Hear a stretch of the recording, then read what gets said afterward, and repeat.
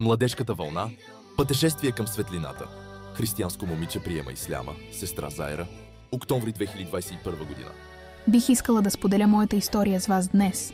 Израснах в любящо протестантско християнско семейство и не знаех друг начин, освен да живея живота си като протестантски християнин. Ходех на църква всяка неделя и като дете се молех преди лягане. Посещавах неделните часове в църквата. Вярвах, че Исус, мир нему, е Бог и всички други религии са фалшиви. Израснах така, почитайки Исус до 16 годишна възраст. На 17 години се записах в колеж за дипломирането си. И бавно загубих интерес към молитвата, ходенето на църква, четенето на Библията и така нататък. След няколко години завърших дипломирането си и чаках церемонията по покана ми. Един мой приятел сподели видео на Закир Найк, което се появи на екрана на мобилния ми телефон. Заглавието на видеото беше "Християнка приема исляма". Започнах да гледам това 30-минутно видео с разочарование и омраза. В това видео Дейър Закир Найк каза, че Исус не е Бог, а Божи пратеник и даде много библейски препратки. Изтичах до рафта си, взех Библията си и започнах да търся тези препратки. Това, което каза, беше истина. Бях хипнотизирана и в този момент от живота си изпитвах огромен интерес да науча повече за исляма. Затова купих Коран от приятеля си.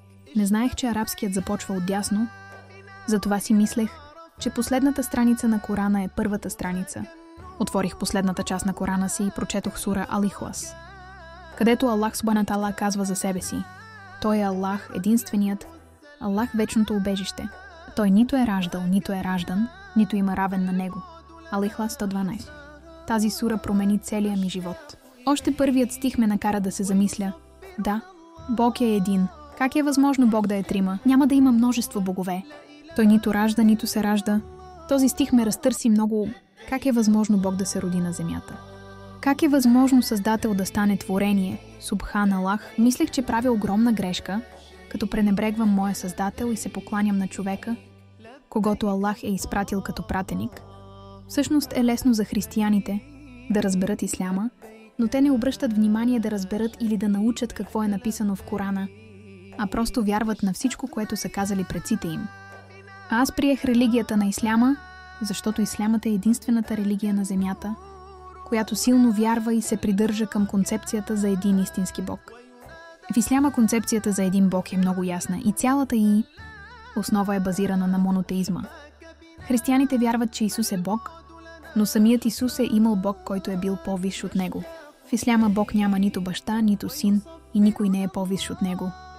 В 10 заповеди на Библията се споменава, че Бог е само един и ние трябва да се покланяме само на Него, но не следваме тези заповеди, докато аз открих тази концепция много ясно само в Корана. Концепцията за Исус като пророк е много ясна и логична, тъй като няколко пъти в Библията се споменава, че Той е бил пророк на Бога.